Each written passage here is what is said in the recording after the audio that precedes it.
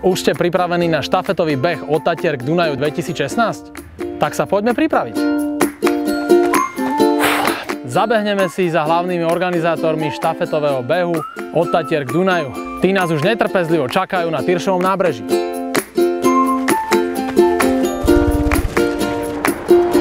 Nazdar, chlapci. Pozdravujem vás. Pekne je, čo? Čo tu robíš?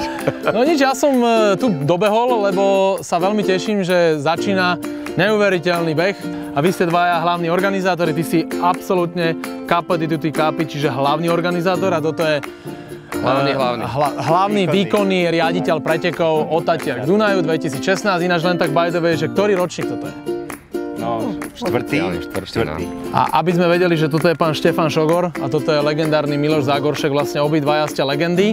Vy podľa čoho ste sa rozhodli, že štartujeme v Jasnej a cieľ máme tu, však mohli ste napríklad štartovať na Orave, ísť zo severu na juh alebo niekde na východe a ísť spodnou cestou. Prečo ste sa rozhodli, že Nízke Tatry a potom Bratislava? No, Tatry sú symbol Slovenska, Bratislava je hlavné mesto. Ako spojiť tieto dve miesta nám na začiatku sa zdalo logické a keď sme si zmerali približnú vzdialenosť a vychádzalo to, tak bolo rozhodnuté.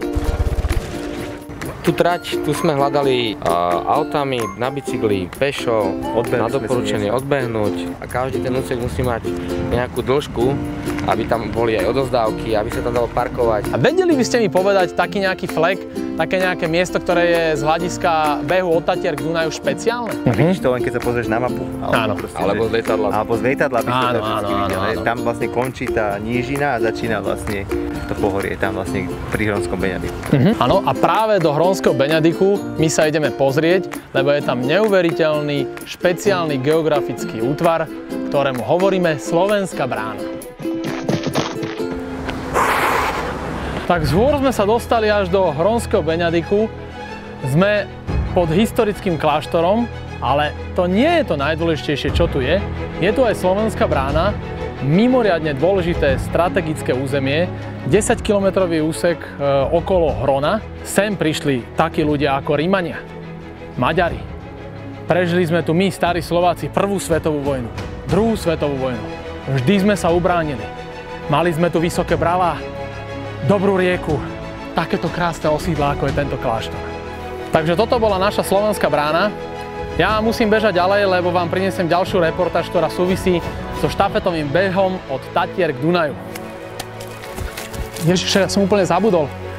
Čo myslíte, koľkokrát bežci počas štafetového behu od Tatier k Dunaju prejdú cez túto krásnu, malebnú rieku Hron? Komentujte a dúfam, že nebudete nikto klikať na mapu na web stránke www.odtatierkdunaju.sk.